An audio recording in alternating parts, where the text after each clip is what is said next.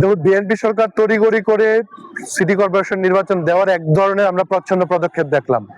তারপরে তারা প্রশাসক নিয়োগ দিলেন। তো পুরো প্রক্রিয়াটা হচ্ছে অস্বচ্ছ।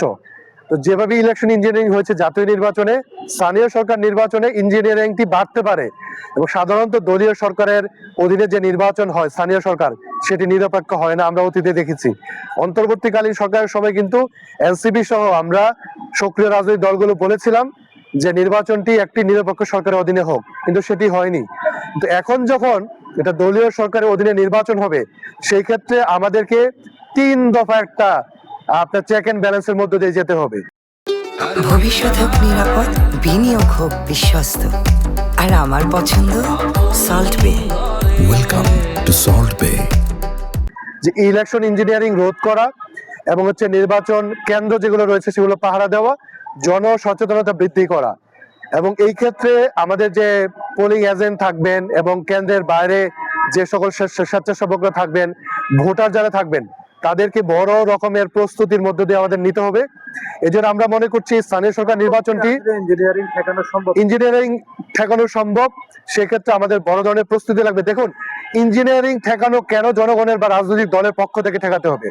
নির্বাচন কমিশন এই নির্বাচনটি কন্ডাক্ট করে, এটা তো সরকার না।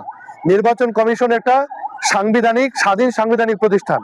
তো যদি সাংবিধানিক প্রতিষ্ঠান শক্তিশালী হয়, সেক্ষেত্রে আমাদের দাবি থাকবে এক্সিস্টিং যে নির্বাচন কমিশন আছে তাকে ঢেলে সাজাতে হবে।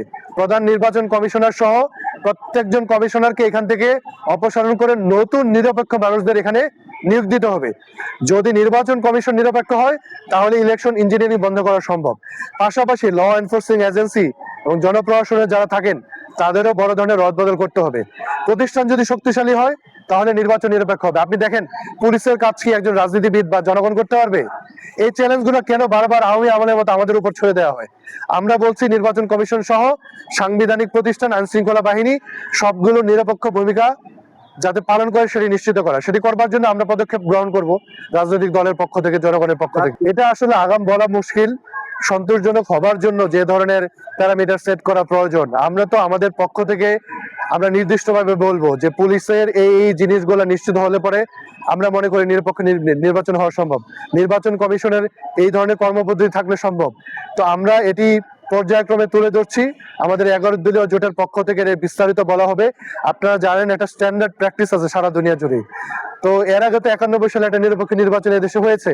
তো আমরা এই ধরনের প্রাতিষ্ঠানিক যে নিরপেক্ষতা, এটি বিএনপি সরকারকে নিশ্চিত করতে হবে।